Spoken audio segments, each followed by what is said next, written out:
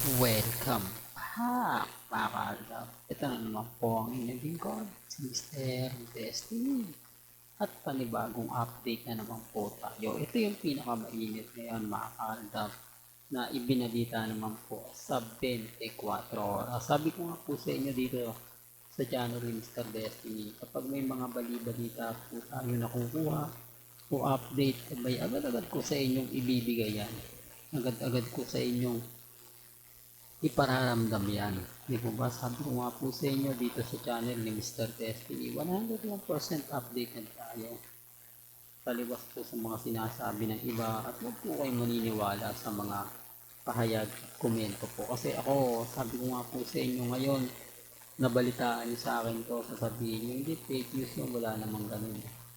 Pero hindi dingid sa inyong kaalaman na kumbaga totoo yung mga sinasabi ko, although yung iba hindi lang po nababalitaan o hindi lang po talaga updated, lalong lalo na nga po sa mga post at update ni main Paul Person. Ito una sa lahat, mga kaaldab, maraming nagtatanong kung gaano nga po baka totoo yung mga sinasabi natin. 101%, sabi ko nga, kung Aldab Nation ka since 2015, mas madali tayong magkakaintindihan, mas madali tayong magkakaunawaan. Di po ba? Ngayong aalis po si Alden Richards at pupunta po ng ibang bansa. Pupunta po siya sa US para nga po, kumbaga magsimula na ng kanyang international movie. Baka sabihin nyo, fake news na naman ha, hindi po ako namimilit. Sabi ko nga po sa inyo, dito po sa channel ni Mr. Destiny, malaya po silang mag-react. Yung sa tingin nilang hindi totoo, nire-respeto ko po yan at ginagalang. Siyempre kapag umalis si Menga, si Alden, matik na yan. Di po ba? May kasunod na. Matik na yan. Alam nyo na kung sino yung kasunod na kasama ni Main Polkerson o ni Richard Polkerson. Ito yung rason, mga kaaldab, kung bakit po sila galit sa akin. Bakit ko daw po kasi pinipilit? Bakit ko daw po kasi pinupush na magsama si Menga at si Alden? Ngayon, may asawa na raw po si Menga, si Congressman Adjo.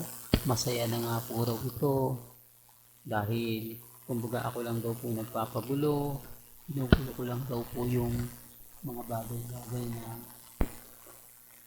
kumbaga pinipilit ng iba kahit wala naman daw sa connection, pinipilit kong i-connect. Remind ko lang po sa inyo, sina Alden at si Ming po talaga yung nagbibigay sa akin ng update. Tayo ang nagbibigay lang po tayo ng balita para po sa fandom ng Aldabration, kasi hindi ko naman po ito malalaman kung hindi rin naman po galing sa kanila. Sabi ko nga po sa inyo, kapag ako nagbigay ng update, 101% legit po yan. Kasi hindi ko naman babalita yan kung alam kong hindi siya totoo. Diba? At kung walang nagsasabi sa akin. Kaya nga sabi ko sa inyo, mas naniniwala ako sa mga mami, sa mga tita, sa mga senior, lalong-lalo na nga po kina Alden Richards at kay May Polkerson. Hindi po ba? Kasi kahit nga po ngayon, yung iba hindi alam na naman to. Marami na namang reaction, marami na namang komento na hindi, fake news yan. Walang katotohanan na sinasabi mo. Kasi, kumbaga, hindi naman totoo yan. Fake news ka, lahat ng sinasabi mo, hindi totoo. Mababalitaan naman po nila yan.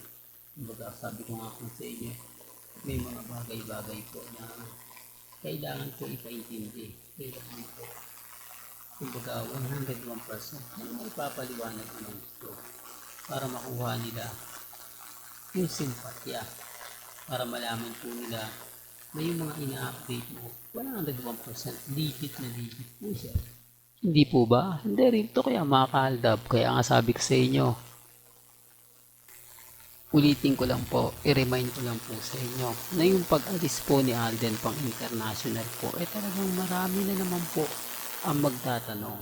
Marami na naman po ang magkukomento.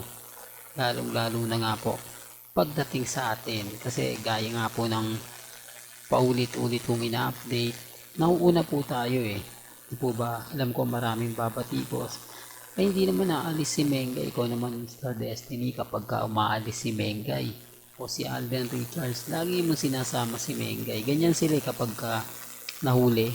Ibig kong sabihin kapag ka na laman nila na totoo nga pong aalis si Alden, pupunta ng ibang bansa, lalo na po sa Amerika, antayin natin si Mengay, mawawala na naman yan.